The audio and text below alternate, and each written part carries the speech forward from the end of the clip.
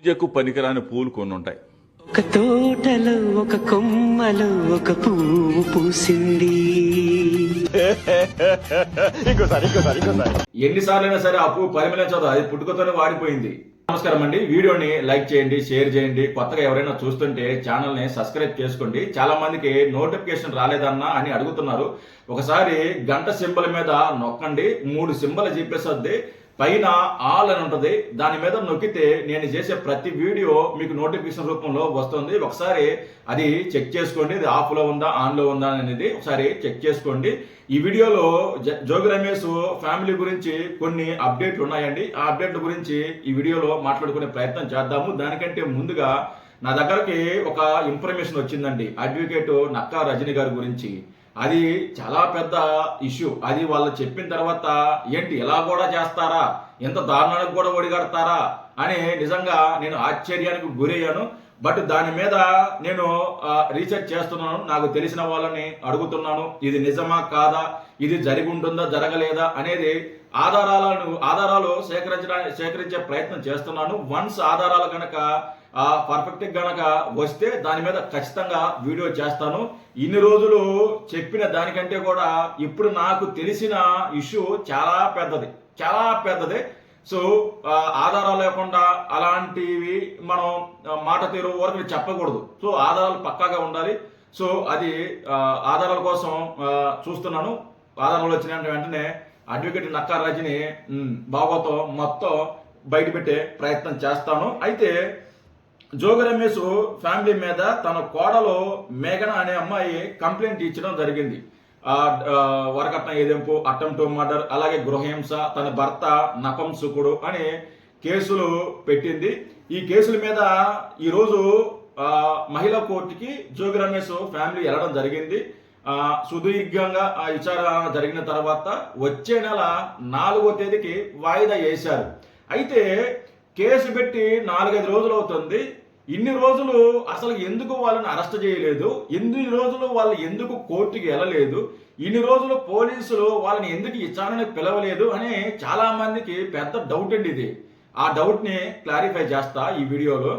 Actually case పెట్టిన తర్వాత Jogi Ramesh family పరారీలో ఉందని మనకు తెలిసిన ఇన్ఫర్మేషన్. పరారీలో ఉన్నారు. అదే కాకుండా పోలీసులు విచారణకి పిలవలేదని కాదు, విచారణకి పిలిచారు, నోటీసులు ఇచ్చారు, విచారణకి పిలిచారు. కానీ వాళ్ళు విచారణకు వెళ్లకుండా పారిపోవడం జరిగింది. సో దానివల్ల డిలే అయింది. పారిపోయిన తర్వాత ఈ జోగి రమేష్ కొంతమంది పెద్దల్ని మేఘనా ఫ్యామిలీ ఇంటికి పంపించారంట. వాళ్ళ తల్లిదండ్రుల్ని మేఘనాతో మాట్లాడడానికి కొంతమంది పెద్దల్ని పంపించారంట డీల్ కోసం. వాళ్ళు జోగి రమేష్ వాళ్ళ ముందు పెట్టిన డీల్ ఏంటంటే 50 కోట్లు మీకు ఇస్తాము అన్నారంట. 50 కోట్లు అనేది నాకెందుకు నమ్మబుద్ధి గల, బట్ వస్తున్న ఇన్ఫర్మేషన్, మనకు తెలిసిన ఇన్ఫర్మేషన్ 50 కోట్లు అంటున్నారు. బట్ అది ఎంతవరకు నిజమో తెలియదు. కానీ ఎంతో కొంత కానీ ఇస్తాను, 50 కోట్లు డబ్బు ఇస్తాను, అలాగే ఒక స్టేట్మెంట్ కూడా కావాలి అన్నారంట. ఆ స్టేట్మెంట్ ఏంది, నువ్వు ఏదైతే మా ఫ్యామిలీ మీద కేసు పెట్టావో దాన్ని విత్డ్రా చేసుకో, వాపస్ తీసుకో, దాంతోపాటు ఒక స్టేట్మెంట్ కూడా ఇవ్వాలి. నేను పెట్టిన కేసులన్నీ కూడా ఫాల్స్ కేసులు, మా మామ మంచోడు, మా అత్తగారు మంచోరు, వాళ్ళ ఫ్యామిలీ అంతా మంచిదే, అన్నిటికంటే మా భర్త ఎవరైతే ఉన్నాడో అతను సంసారానికి పనికిరాను అని నేను చెప్పాను, అది అబద్ధము, అతను సంసారానికి పనికొస్తాడు అని ఒక స్టేట్మెంట్ అడిగారంట. దాంతో చిర్రెత్తుకుపోయిన మేఘన, మీరు పెద్ద మనుషులు కాబట్టి మిమ్మల్ని నేను ఏమి అనదలుచుకోలేదు, మీతో పాటు మా మామ జోగి రమేష్ గారు వచ్చి ఉంటే చెప్పుతో కొట్టేవాడిని అన్నదంట మేఘన. వాస్తవం, నిజం, ఇది వాస్తవం.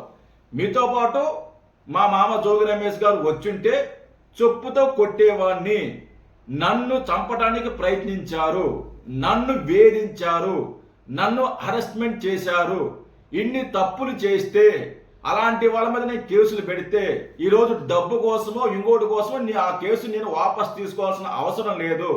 అలాంటి ఫ్యామిలీతో నేను మళ్ళీ బతకను, నేను ఆ ఇంటికి వెళ్ళను. ఎవరైతే నా భర్త రాజీవ్ ఉన్నాడో, జోగి రాజీవ్ ఉన్నాడో అతనికి డైవర్స్ కూడా నేను ఇస్తాను. అసలు వాళ్ళ ఫ్యామిలీ గడప కూడా నేను తొక్కను, నాకు ఏం అవసరం లేదు, నాకు న్యాయం కావాలి. ఇన్ని రోజులు నేను పడిన నరకయాత్ర ఏదైతే ఉందో అది జోగి రమేష్ ఫ్యామిలీకి తెలియాలి. ఒక మహిళ బాధపడితే ఒక మహిళ బాధ ఎలా ఉంటుందో అని వాళ్ళకి తెలియాలి అని ఆ అమ్మాయి చాలా నిలబడిందంట.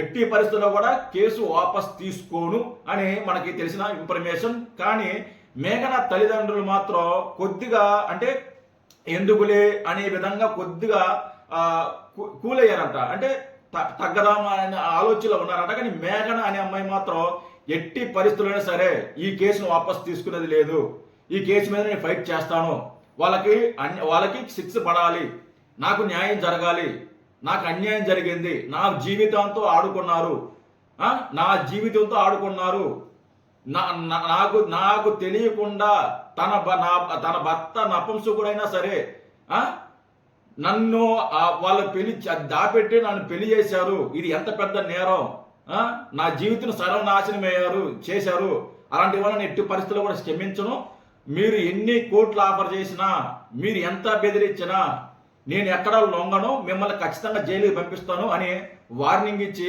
పంపించిందంట. దాని తర్వాత జోగి రమేష్ మహిళా కోర్టుని ఆశ్రయించారు. ఇది ఆ అమ్మాయి ఆ డీల్ని తిరస్కరించిన తర్వాత ఏరి గత్యంతరం లేక వీళ్ళు కోర్టుని ఆశ్రయించారు. కోర్టు ఏమో వచ్చే నెలకి వాయిదా వేసింది, వచ్చే నెలలో వాయిదా విచారణ జరుపుతామని చెప్పేసి పంపించారు. అంటే అడ్డమైన పనులు చేస్తారండి, అడ్డమైన చేస్తారు. లేకుంటే ఒక ఇంటికి వచ్చిన కోడల మీద చేసిన అక్రమం కానీ లేకుంటే దాడి కానీ చంపడానికి ప్రయత్నించడం కానీ ఇవన్నీ చేసి ఈరోజు కేసు వాపస్ తీసుకో, ఒక స్టేట్మెంట్ ఇవ్వు అని మాట్లాడటం ఎంతవరకు కరెక్టు? సరే పెద్ద మనుషులు పంపించారు, ఓకే, సరే పోనీలు అనుకోవచ్చు, సరే డీల్ కోసం పంపించారు అనుకోవచ్చు. కానీ స్టేట్మెంట్ ఏంది మళ్ళీ? ఏది వీళ్ళు మంచోళ్ళు శుద్ధపోస, మా మామ దేవుడు, మా అత్త దేవత, నా భర్త దైవం అని ఒక స్టేట్మెంట్ మళ్ళీ ఇవ్వడం ఏంది? ఏ మహిళనే ఇస్తుందా?